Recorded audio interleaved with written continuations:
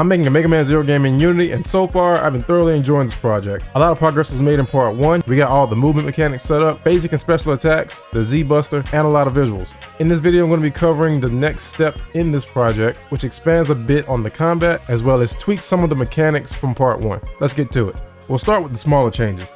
When jumping over objects, Zero now gets a little bit of extra distance so that if the obstacle is small enough, he'll completely clear it. I also slowed down the animation a bit since it was looking a little clunky. When wall running, you no longer have to hold down forward. It still needs to be initiated the same way, but after that, you can release forward. Pressing the dash button will cancel the wall run, and pressing jump, as usual, will trigger a wall jump. I also added particles around Zero's feet whenever he's sprinting, wall running, or vaulting. Kind of like Raiden from Metal Gear Rising: Revengeance. Since I wanted to focus more on the combat, I needed a test enemy to beat up. I grabbed a robot from the Unity asset store because it looked a little like the enemies from the Zero games. I really liked the shader that came with it, so I gave Zero a new shader that made him look a bit more like the enemy shader. After importing the enemy, I added a few components and started multitasking by setting up the enemy's reaction to hits, as well as adding the damage values to Zero's hitboxes. The first was a simple flinch from basic attacks.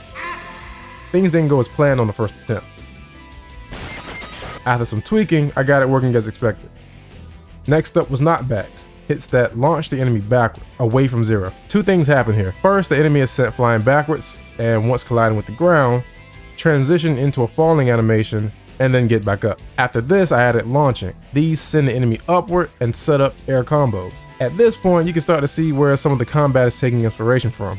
There are also meteor attacks that send the enemy falling to the ground and puts them in a bounded state. After playing around a bit, I gave the special attacks their own attack type values. Ryujin launches enemies when used from the ground, and meteors when used in the air. Hyoretsusan immediately puts the enemies into a bounded state, and I added an additional hitbox to the attack when used in the air that drags the enemy down to the ground with Zero.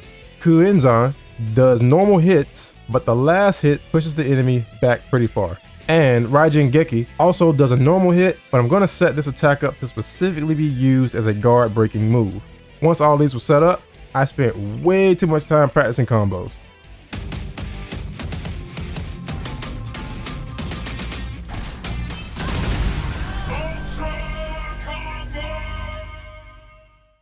At this point, I realized that I didn't like how the camera moved when locked on enemies. It kind of had a Dark Souls style of feel where it keeps the enemy centered and has the player between the enemy and the camera. I decided to go with more of a Kingdom Hearts style camera that focuses on a point just to have the player, and when locked on, focuses on a point between the player and the target. It also allows the player to rotate the camera while locked on and zooms in and out to attempt to keep the player and the target on screen.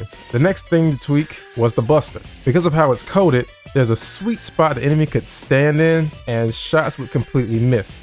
This is because Zero actually aims at a point far ahead of the camera, and if the enemy is too close, the shot will completely miss. To fix this, I kept the original setup, but I also added a check to the camera that scans directly ahead, and if something is detected, then the shot is fired at that position, instead of firing at the original aiming point. From here, I added the ability to use the Buster while locked onto an enemy. While locked on, the camera does not go into the over-shoulder mode and instead stays zoomed out. Now you're probably wondering, why is Kingdom Hearts music playing in the background? Well, that's because of what's next. In the original Zero game, Zero not only had EX attacks with his saber, but he also had a few with the Buster. Taking some inspiration from Kingdom Hearts, I made Zero's Buster EX attack the Shotlock. It pretty much works the same as it does in Kingdom Hearts, including a mini cutscene when he fires the shot. Oh shit! He turned his gun sideways! I'll be tweaking the UI to give it more of an aesthetic look to a Zero game. Up next is something called Hit Stop. Hit Stop plays a big part in combat-based games because it allows the developers to really show the weight of the attack. There are various ways to handle Hit Stop, but at its most simplistic, there are two types: full screen and character specific. With full screen Hit Stop, the entire screen freezes on hits, and with character specific, like its name says, only the attacking character and the enemy that was hit freeze. In either case, the heavier the hit, the longer the hit stop. Sakurai made a great video explaining how he handled hit stop in Smash Bros. Ultimate, and I highly recommend taking a look whether you're looking to get into game design, you are into game design, or you're just curious how these things work. I played around with both types of hit stop and decided to go with full screen. But if this was a multiplayer game, I would have used character specific instead. After testing it out, I felt like the hits really had that extra oomph to it. I also played around with different amounts of hit stop, and I came to the conclusion that less would be more in this case. And with that, we move into the last combat mechanic to be added for this phase of the project.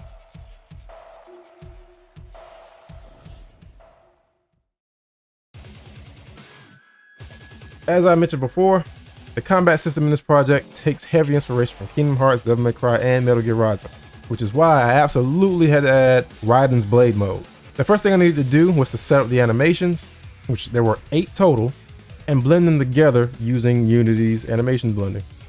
When a slash is performed, the animations flip and a visual effect is activated to deliver the slash. Next, I needed to set up the actual slicing. This is something I've done before, but I ran into an unexpected issue. You see, to accomplish the slicing, I used an asset called Easy Slice. I've used this previously in Spaghetti 2 when cutting the ingredients. What I didn't realize though is that Easy Slice only works with mesh renderers and not skin mesh renderers.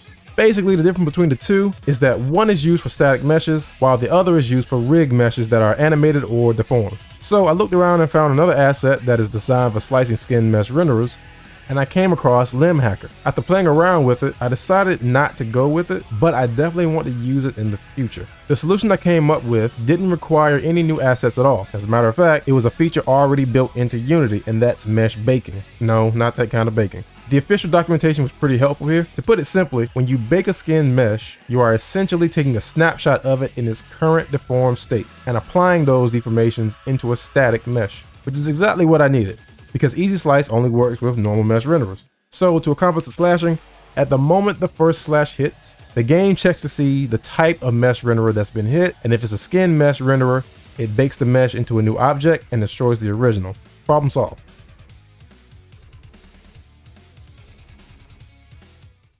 And that's it for part 2. Originally, I did say this was going to be a 2-parter, but since things are taking a little bit longer than usual, we're going to go ahead and extend it to 3 parts. And at this point, I think we're all set to get that playable level done in part 3. Also, as I said in part 1, the scope of this project is not to become a full-blown game, just more of a prototype or proof of concept with just a single playable level and a boss fight at the end. I don't want Capcom coming after me. Capcom, we cool, right? With that said though, the system itself will be used in the future for an original project. I don't want any of this work going to waste. You can download the current version of this project over on Patreon using the link below. Speaking of Patreon, big thank you to my patrons. If you enjoyed the video, leave a like, and as always, if you're feeling generous and want to see more projects like this, how about subscribing? But that's going to do it for me. I hope you all have a great day, and I'll see you in part 3. Peace.